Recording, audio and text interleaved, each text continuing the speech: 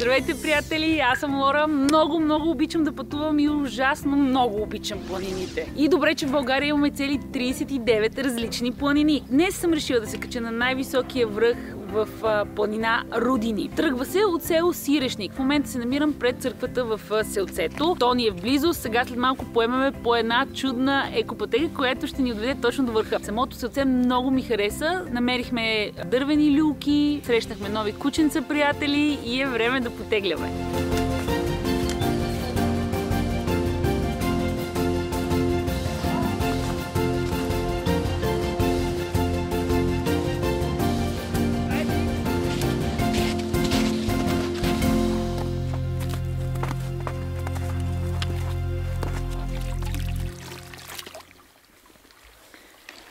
След като оставихме колата, поехме по малко по-стръмен път. И ето ни тук след няма и 10 минути. Здрасти! Стигнахме до това място, където има много пеки, много масички, чешма и параклис Свети Николай Летни. Екопътеката, по която минаваме, се нарича Поглед към 9 планини. Толкова добре звучи. Силно се надявам да имаме поглед към няколко планини, защото върха би следвало да е доста панорамен. А гледките хранят и душата. Имаш тръни, дай да ги махнем.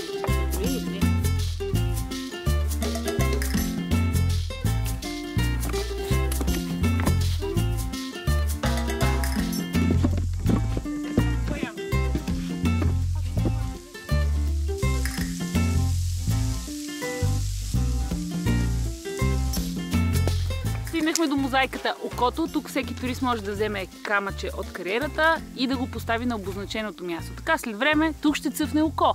Представям си, че идваме след 5-10 години, има красиво око, дигаме дрон и е зелено. Пролет сигурно ще е чудно тук. След мозайката се продължава само нагоре. На много места има и пеки.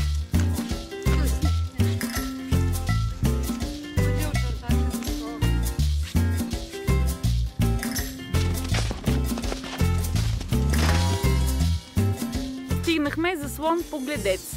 Има и вишка, на която ще се качим след малко и от нея трябва да се открива супер гледка към 9 планини. Днес екопътеката не оправда напълно името си, но не можем да се оплачем. Все пак виждаме нещо. Нали така?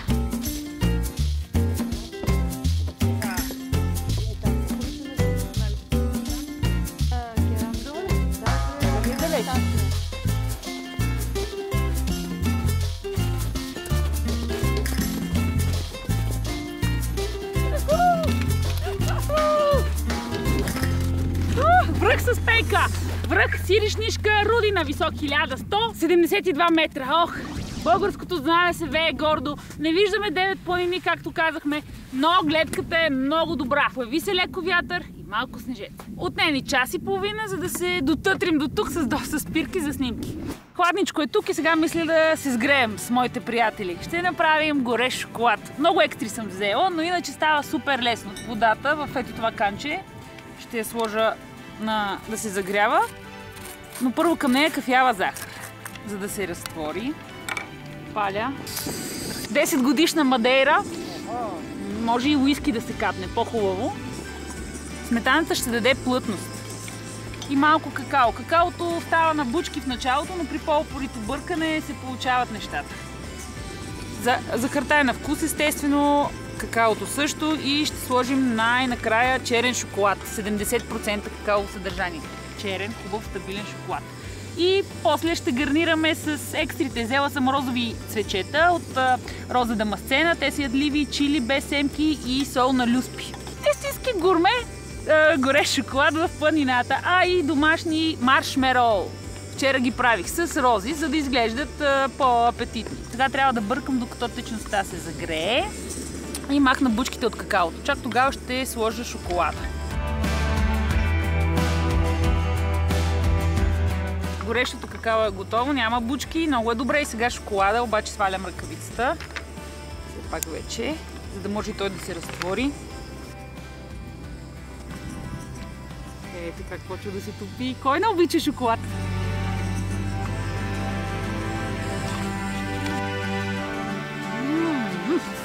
Стага по-бързо.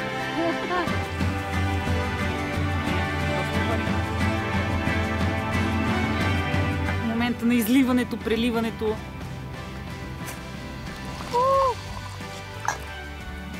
Няма да е по пълна чаша. Малко ми е голямото канче. Кръчмата в Миро не. В Тони. В Тони е кръчмата!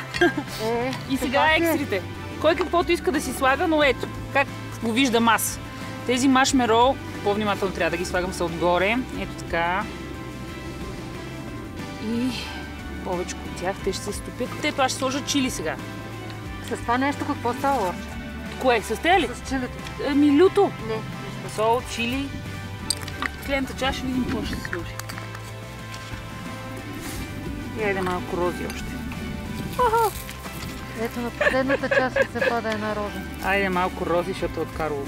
Надявам се да е вкусно. Стига толкова сме говорили, че стане студен горещ шоколад. На здраве! И третата чаша липсва. Добре. Истински разкош този зимен ден. Сгрява ли? Абсолютно. А сега задължителните снимки със знамето.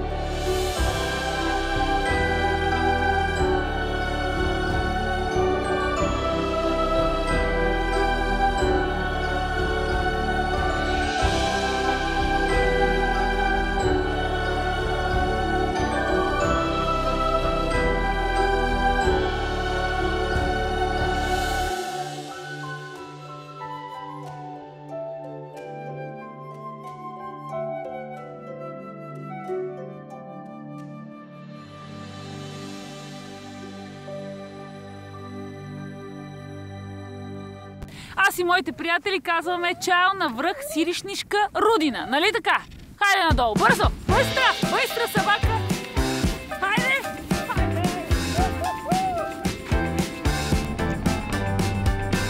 Пътуваме към най-високия връх в Еруска планина. Големи връх. Отправили сме се към село Душинци. Някъде 30 минути ще ни отнеме пътя с кола.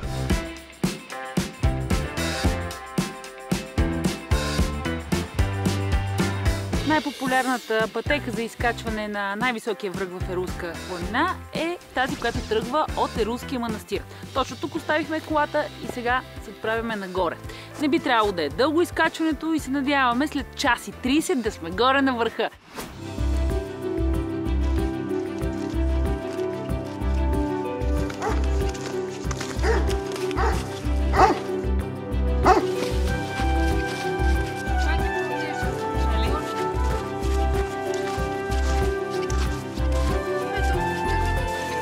Маркировка. Навсякъде има много добра маркировка. Червено и бяло. Вчера хора от Трънското туристическо дружество са я поставили, така че е прясна и на всичкото отгоре е светоотразителна, което ще рече, че ако решим да останем по-дълго на големи връх и потъмно без проблем ще слезем до пътеката. Има си изкачване, има сняг, малко по-тежък е.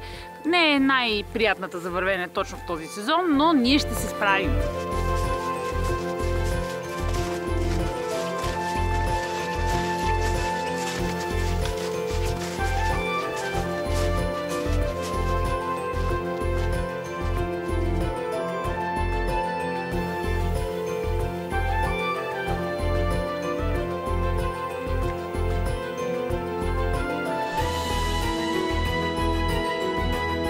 Стигнахме до заслон. Точно това е място, където се събират двете пътеки. Едната е тази, по която ние сме поели, а другата тръгва от село Душинци. Тя е по-кратка, но не е маркирана. Следва финално изкачване, горичка, след нея би трябвало да сме много близо до върха. Светена вода ли беше, Тони? Да, от местността Светената вода над Сиришник село.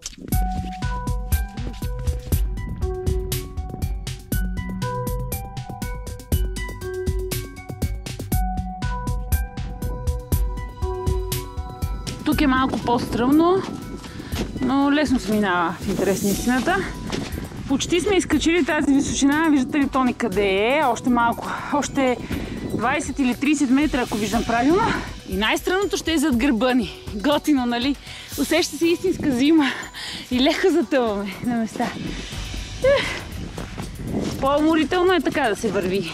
Спор няма. Макар че времето е такова, никак не е студен. Само подухва вятър, за това съм с качулката. Още малко. Големи връх.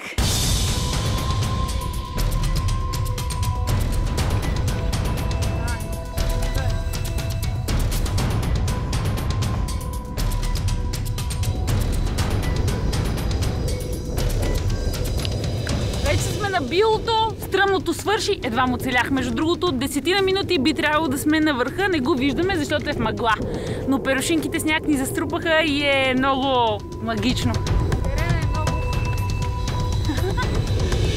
Големи връх! Най-високия Ферулска планина. Високи точно 1481 метра. Отново да кажем едно голямо благодаря на хората от Трънското туристическо дружество за работата, която са свършили и за чисто новите табели, които ни посрещат тук на големи връх.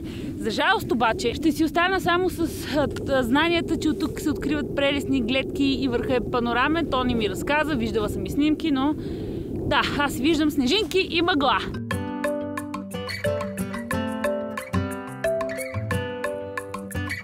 А сега е време за любимите ни снимки със знамето. Не мога да повярвам, но намерих ето тези бомбони. Заповядай, Тони, да се подсладим. Намерих тези бомбони, спомен от детството. Айс, шоколад, мориц. Много ги обичах. Направо полудях по тях и бяха къти, бяха скъпи и ги нямаше. И аз още повече ги исках. Намерихме ги в село Сирешник и си взех цял един пакет. И сега... Сладък спомен. Да, на връх. Големи връх Ферулска планина ще вземем по няколко бомбона. Замръзнали ли са? Малко. Не, право с яйца. И е време за финала на днешните приключения.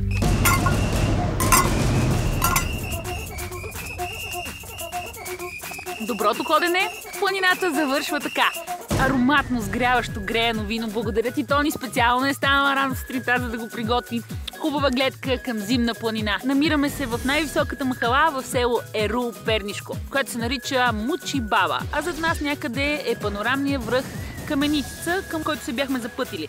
Но, както може би забелязвате, над главата ми панорама няма да има там. Затова се спряхме тук, на този снежен склон, направихме си масичка, има и брускети. Някой ден ще се върнем тук, за да се качим на това връхче, защото наистина било красиво и е добра идея за допълнителна разходка, ако си по тези земи. Надявам се, приятели, видеото да ви е харесало. Качихме 2 върха, времето на тях беше много различно. Много ми хареса. Не съм била по тези земи, не съм много популярни и се надявам да се ви провокирала и вие да посещавате не чак толкова известни планини у нас. За щастие не са малко, цели 39. Между другото, следващата седмица очаквайте в канала видеа от остров Крит. Ще е слънчево и лятно.